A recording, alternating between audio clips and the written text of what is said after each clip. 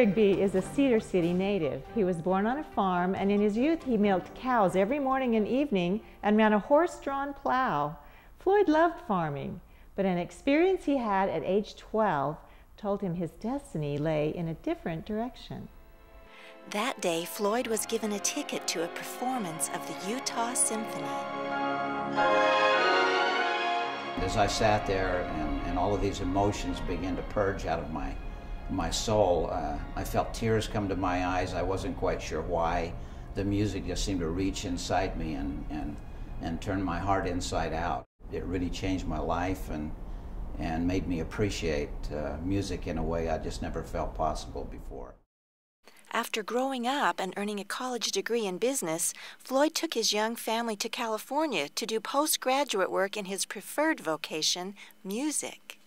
We went down there as poor little Utah farmers, and the door just seemed to open. Everybody had things to offer us that blessed us, such as Carl Zatowski, the chairman of the music department, asked me if I wanted to teach, and so I immediately began teaching, and I was given a position to manage the concert hall, and a month or two later the chair of the piano department said, well, would you like to live in our home on Surfview Drive while we go to Europe for a couple of years? Oh, wow. And then the Unity Church called, and the Catholic Church, and I became their featured soloist every single Sunday. And so that was a paid position? That was a paid position, yeah. It was quite unusual to actually get paid to do what you love to do.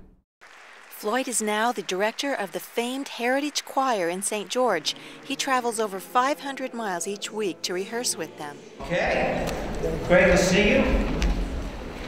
Stand up if you will.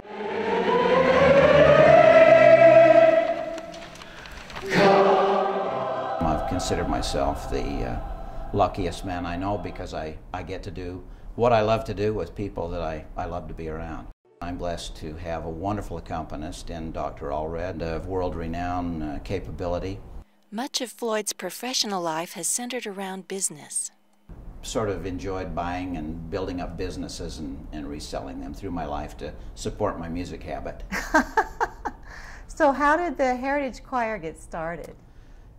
Dixie Levitt, the director of the Temple Visitor Center here in St. George, asked if I'd come down and meet with him, and I said, when? And he said, right now. And when I got down, there was a whole office full of people, and they had a group that performed at the dedication, and he asked if I was willing to take that group of people and build upon that and develop a choir. The choir was an immediate sensation. Their first Christmas program had an overflow crowd of 1,000 people, so they did the concert twice. Since then, the choir has toured the world from Europe to Asia, even doing a stand-alone performance in Carnegie Hall. Why have you focused a lot on taking the choir on all these tours?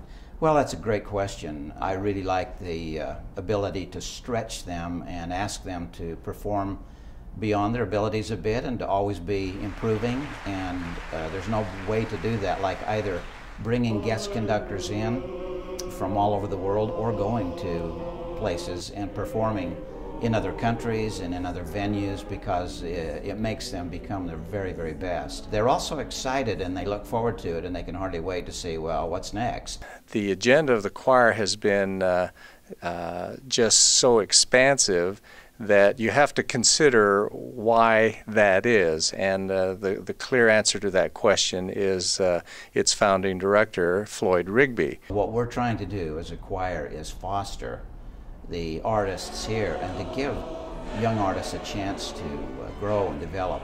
Floyd Rigby is certainly one of the most inspiring conductors I have ever known. With his continuing leadership, we expect to conquer more parts of the world and spread the reputation of St. George and our choir abroad. Well, you've traveled a lot and lived in a lot of places. What do you consider home?